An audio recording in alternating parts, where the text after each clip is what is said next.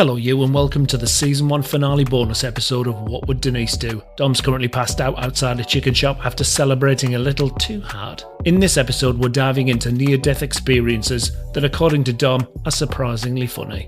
So get your love eggs in and your scotch eggs out and let's get into the final episode of Season 1. And let's not talk about Colleen Nolan this week either, that cunt. So we've done time travel, haven't we, babes? Yeah. So funny near-death experience. Do funny and near-death experiences go in the same sentence, love? They do, and that's because of the story that I got sent, which is fucking brilliant. Is this what you alluded to earlier on? Yeah, this is what I was talking about earlier on. Okay.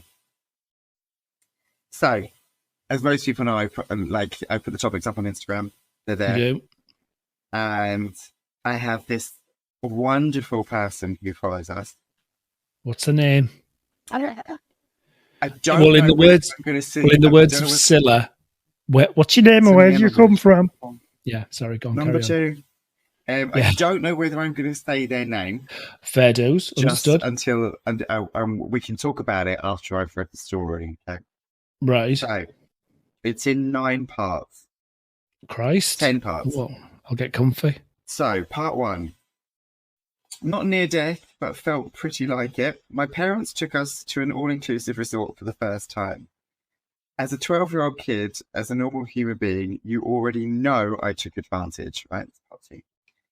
Part 3. I took advantage of all the free chocolates and desserts all day long. Hang on, you just went from part 1 to part 2 to part 3 there.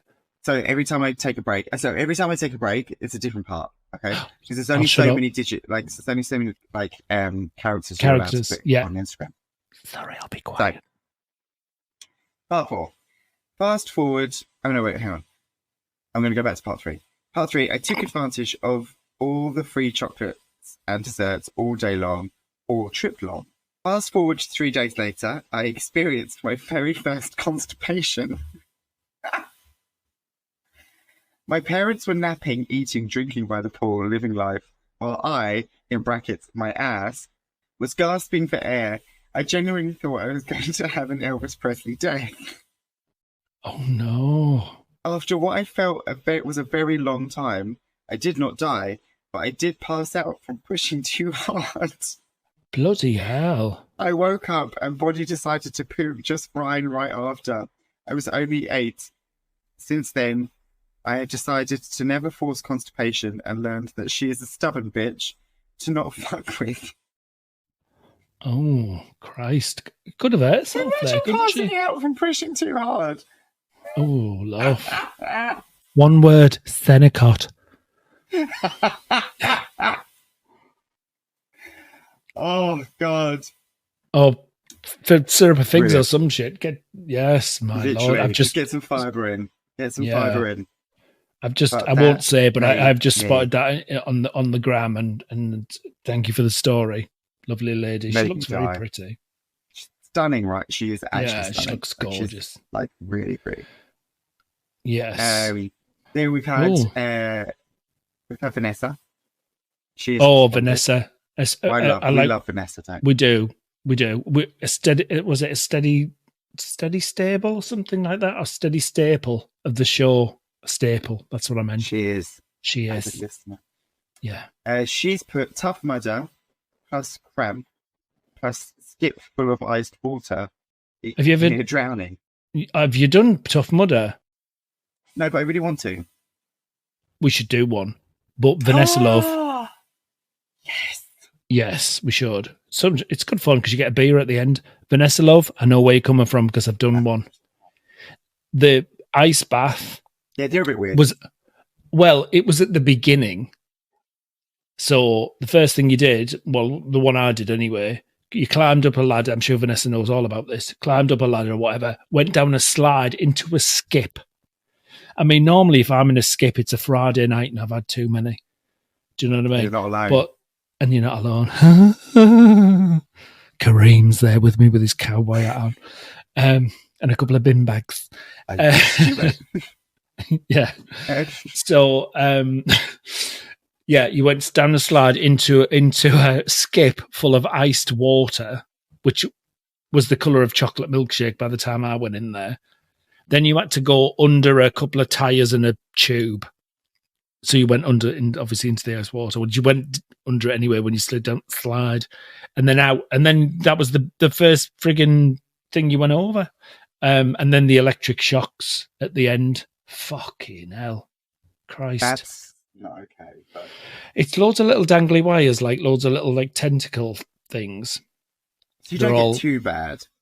But one of mine hit me in the head. It was like being punched in the head. I think that's why I'm not good at maths. Because sure, I injured myself in Tough Mudder. That's why. Yeah. But so anyway, maybe it's because you were too busy at the back of the classroom doing something else during that. Oh. Yeah, being bullied. Now do you feel good? Counting. Oh, not in those days, love. All my bullies knew I was a homosexual before I did. Yeah, so did mine, actually. I feel bad that no one told me. That. Yeah.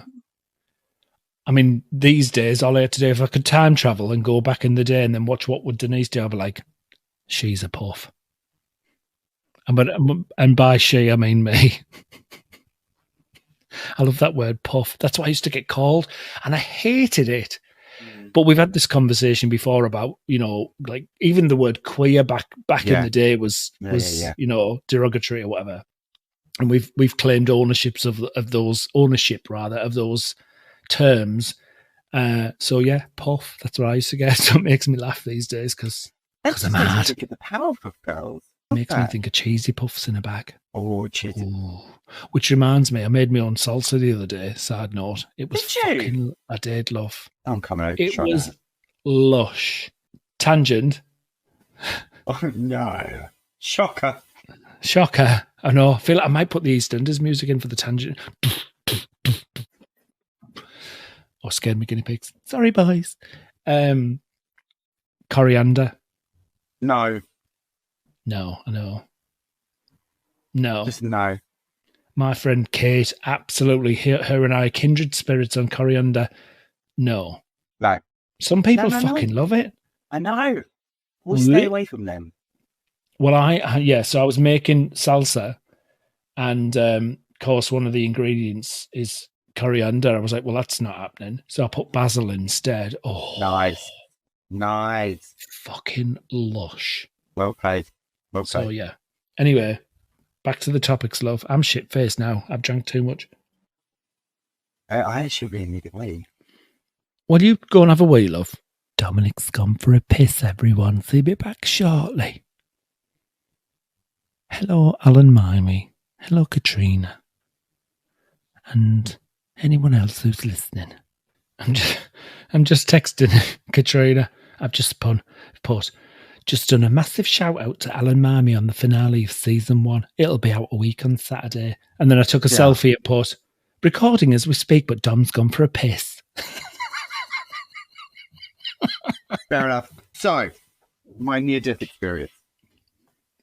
I was a mere spring chicken. I had hair. That long ago? I know. Cheers. My shoulders have been in so much pain recently, and I don't know why. Although alcohol seems to make the pain go away. What's that got to do with that long ago? So I went to Australia and with my friend in 2008. And on Easter Day, a young Dominic and his friend went to the beach. We were like, oh my God. And on the way to the beach, I turned around and I was just like, I wonder which of God's creations, because I was Catholic back then. Like, I wonder which one of God's creations was the biggest killer, water or fire? Anyway, that's we were deep. at the beach.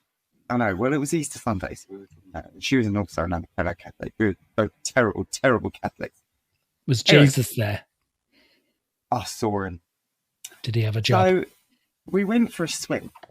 In the sea.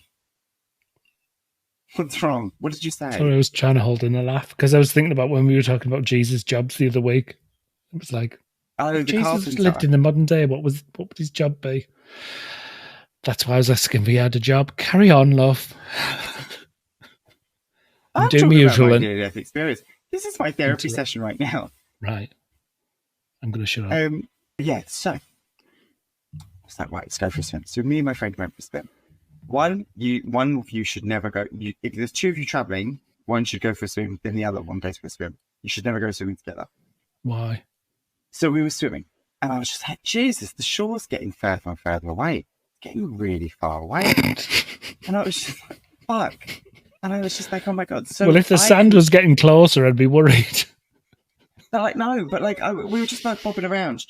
And I was just like, oh my God, like, it's getting further and further away. And then I couldn't feel the bottom, like, thing. Do you know what I mean? I couldn't feel the sand underneath me. So I was just like, fuck, like, this is, I'm in danger, girl. So I was like, okay, let's start screaming for help. Because my friend was just like I can't, like, she was like, I can't feel, like we're too far out. So we started screaming for help. And we're like, help, help, help. Like, screaming and stuff. Anyway, this man in a canoe, what the fuck he was going to do in a canoe, I don't know. But he came over in a canoe and he was just like, are you okay? Now, by this point, I'd managed to regain control. I could get back to the shore, and I was just like, right, okay, like I was swimming towards the shore, and I was just like, I was like, yeah. I was like, we got into a little bit of trouble then. He was just like, well, stop fucking screaming then. And we were like, I was in danger. Anyway, all of a sudden, the shore starts getting further and further away again. And I was just like, shit, like this is serious. And I was like, and we can't scream now. Like if we start screaming, no one's going to come and help us. It's like the boy you cry for. What? Oh, right. Okay. So the shore's getting further and further away. We're getting more and more tired, and like we're struggling to swim, struggling to kind of keep above the water. And so I was just like, fuck this, like we've got to get back to shore. So I started swimming, and I was just like, I said to my friend, I was like, swim. Like, you have to swim. She was just like, oh, no, I'm really, really tired. So I was just like, okay, fine. I was just holding on to my ankle. So I started swimming with her on my ankle. Sorry. Trying to swim back to shore. I was fucking exhausted. Anyway, it turns out we've got caught in a rip. And you shouldn't swim against the rip. You should always go with it, and it will bring you back round and bring you back out. But you never really know where it's going to bring you out. So I was just like, so I had no idea. Anyway, we got back to shore. I was dying from like some sort of cardiac arrest / inhaling too much water. My friend was like, Jesus, what was that? And then she just got up and walked off. And I was just like, I'm fucking dying here. Like, I'm dying. So that was it. So in answer to my question, water was the biggest God's biggest killer. But just like when you said it would if you swim with it and then it brings you out somewhere else and you just don't know where. I just had you vision it coming out and like an Argos or something. Don't know where you're going to appear. Argos. Literally. Oh. I had visions. And she was just like, but she just turned around and she was like, oh no, I'm just going to give up. And I was like, you can't just give up. What? She was just going to die. Like, I'm really tired. She was just like, I'm just really tired. And I was just like, the shore is getting further and further and further away. It's not like you're halfway through your shift in, like, I don't know, McDonald's, where I used to work and think, oh, do you know what, I'll just give up. This is like life we're talking about here. Do you know what I mean? And then she was attached to my ankle. Well, that made me laugh because I just had visions of you being bent over and holding onto your ankles. I was thinking, well, that's never the first time that's happened. I would much preferred that than what I was doing. So yeah, that's my near-death experience on Easter Sunday, 2008. I did get hit by a car once. Shouldn't laugh. Probably explains a lot. I did. It wasn't that bad, but I did bang my head, which explains everything. So much. I was a teenager. Well, I think I was a teenager. Okay, so I was cycling home from somewhere, and I was a kid anyway. Oh, like, I don't know, early teens or whatever. And I just turned into my road. I didn't signal. I just was on a push bike and just signaled, and a Mini. I collided with a Mini. And he skidded and what have you. Which was, to be honest with you, like, because the way we were brought up was like so sensible and so, you know, safety conscious and all that kind of stuff. So why I just obviously wasn't paying attention, and I got hit by a car. Well, I sort of collided with the side of it, so it wasn't like I'd got like head-on collision. And I remember sort of the driver, you laughing, the driver was like, where do you live? I was like, Yes, because it's the perfect time to start pulling. No, I was way too young. And all I can remember was my dad shouting at me, not, are you all right, love? I mean, obviously because it cost them money because I'd gone into the side of his car and I'd dented or scratched it or whatever, and they had to pay for it. Fair dues. Totally appreciate that. But I had just been hit by a car, and the only thing my dad could do was tell me off. The cunt. Also, to be fair, even if you are to blame, which I was. If you hit a cyclist, the person in the car is actually like. Well, yeah, but this was a long time ago.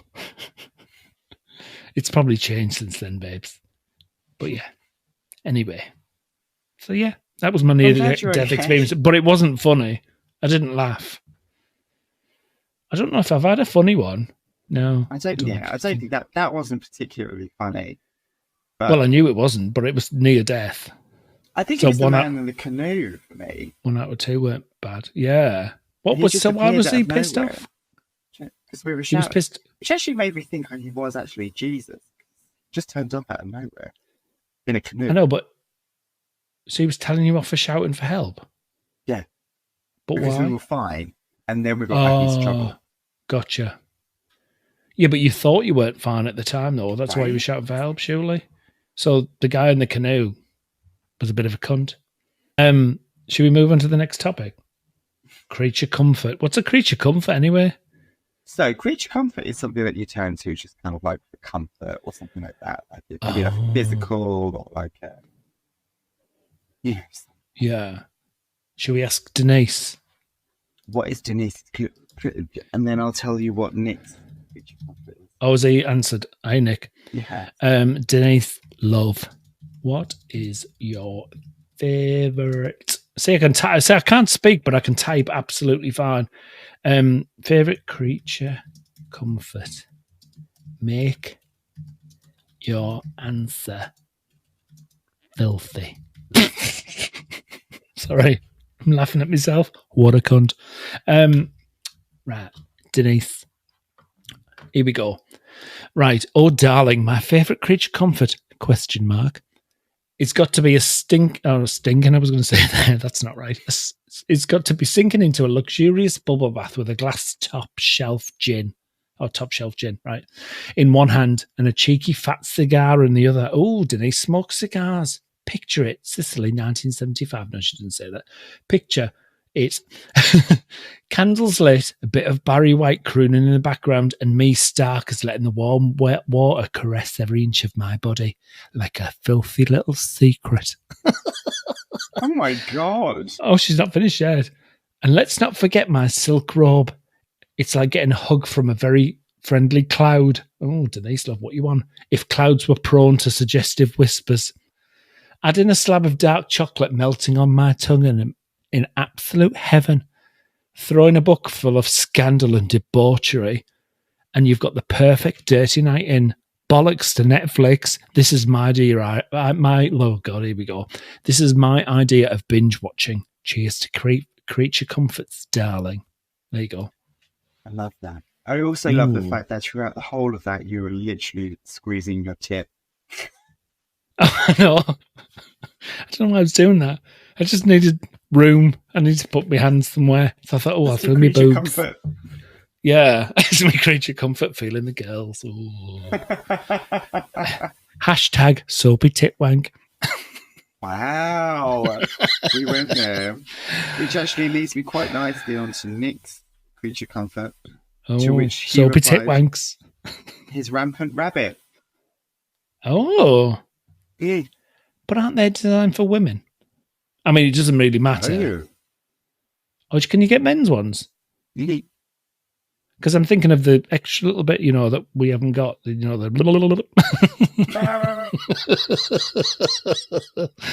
oh dear. Oh, you are fucked, aren't you? We got no, totally shit faced. Absolutely I mullered. mean, it's slightly different to Vanessa's, which was 10 box campfire and a cup of tea. I don't think you should mix the two of those up. No. Especially the cup of tea and the rampant rabbit. Although the rampant rabbit in the 10 box. Well, I mean, if you want Mr. Tetley up you, that's fine. But just thinking of rampant rabbits are just like that, though, aren't they? Like, blah, blah, blah, blah, blah, blah. Oh my God, you're going to need to stop doing that. Two moving parts. You know. Oh, excuse me. Oh, wow. Yeah. Oh, anyway, creature comforts. Yeah, what are yours? I think my hat. Oh. When I have my hat on, I feel like I'm okay. I don't know what mine would be. I think creature comforts would be having white noise on when I go to sleep. Agreed. I currently have a babbling brook. And that's not a woman called Brooke that talks too much. It's waterfalls. Wow. I know. Brooke, will you shut the fuck up and try to go to sleep? Anyway, so I said to Denise, right, you know, I'm here all night. Oh. And if you can't find me, I'll be in the toilet putting I'd need on me love bites. That's one for Mark. My white noise of an eve, definitely a fan on by the bed if it's the summer months. Need to be cool. I think for me, I just love getting to the end of a day and like, not always, because otherwise I'd be drinking 7 days a week, but just getting to the end of a busy day, having my balcony door open so the air's blowing in. Oh, just nice. Twatting my mic there.